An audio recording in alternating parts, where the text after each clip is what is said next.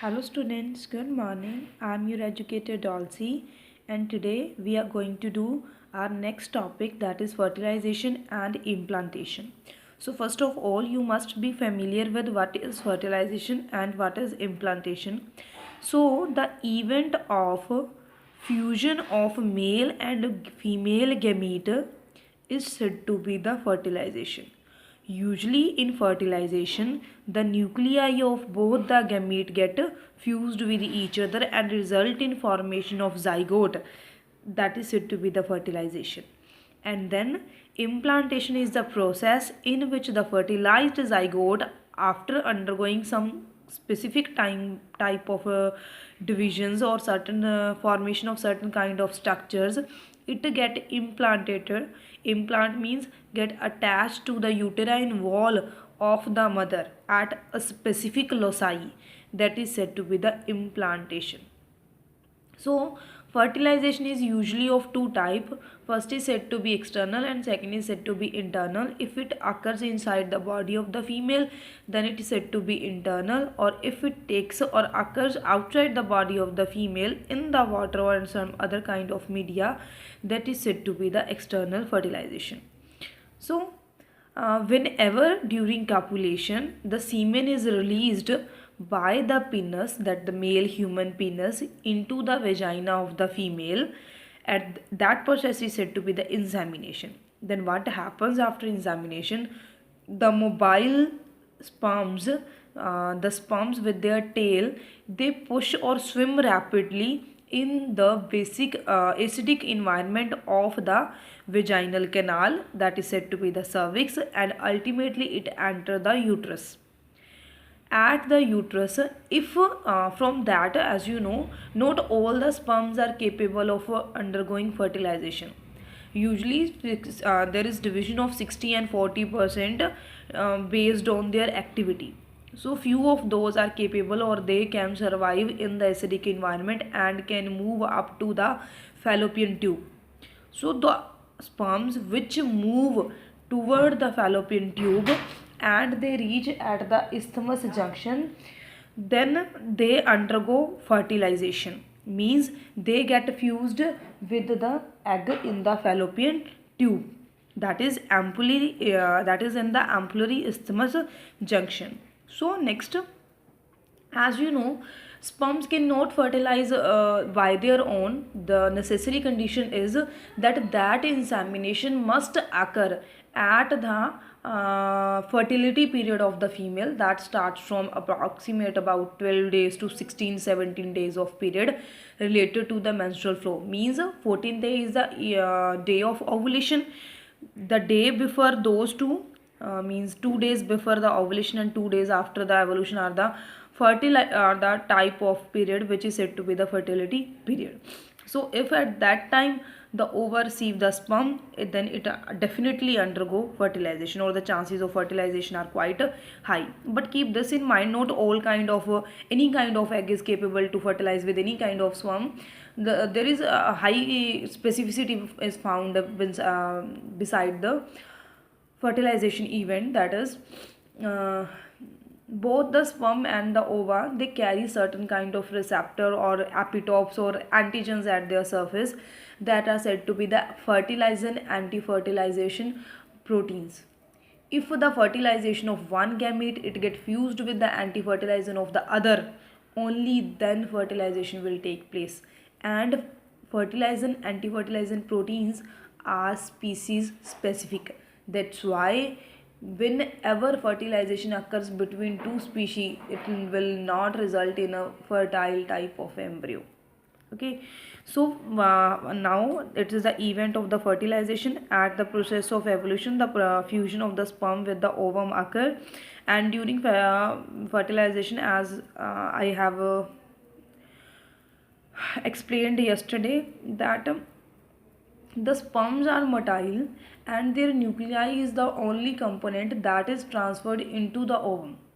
So what happens with the leftover structures? So tail is necessary for providing the movement, and the middle piece, that is the mitochondria, which provide the energy to move that sperm into the vaginal tract of the female. The ultimate part or the most important part I have told you yesterday, that is the acrosome that is present at the tip of the sperm. That acrosome is responsible for releasing certain kind of enzymes which degrade or which penetrate the sperm nuclei through the zona pellucida. Means the breakdown of zona pellucida is necessary for the fertilization, so that the male nuclei can move inside the genital tract of the female. So this is the diagram. It is shown as what happens in the female ovary side. As the ova is released from the ovary, that is shown by A event, formation of the oocyte, that is secondary oocyte shown in figure A. Then as the sperm penetrates by degrading the zona pellucida, and ultimately number of sperms get attached to the ova, but only one is capable to move inside. Other parts are left over outside the plasma membrane. Only the nuclei is capable to penetrate inside the egg nuclei. So C event, and it represents the fertilization. And as you know, as the zygote form, first division it result in formation of 2 cell, second division it result in formation of 4 cell, and ultimately in this form number of cells are formed which result in formation of 8 cell stage, 10 cell stage ultimately. The most important stage, that is the blastocyst stage. It is the stage which carries the inner cell mass and the outer covering of the cuboidal cell, that is said to be the trophodome or the trophoblast. Keep this in mind that the divisions from 2 to 8, 8 to 16, these kind of division result in formation of cells that are said to be the blastomer, and these are said to be the cleavage division, because the cleavage occurs so rapidly without any weight, and it is always a kind of division in which equational division of the embryo occurs. So after blastomere, the morula is formed. Then it will ultimately transform into the blastocyst. Blastocyst is a stage which carries as it's shown in this figure, that blastocyst is known for its cavity present between the inner cell mass and the trophoblast layer of the outermost layer of the stage.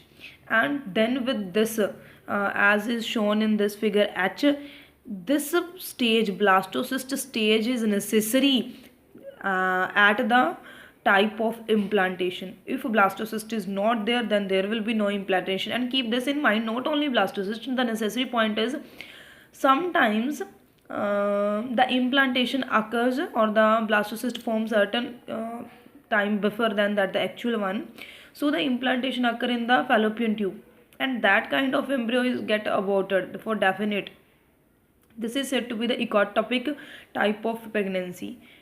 For pregnancy, necessary condition is the formation of the blastocyst stage and then the implantation of that blastocyst into the uterine wall at specific loci only. If it is embedded at a specific loci, only then the implantation is considered and further division or the formation of embryo can take place.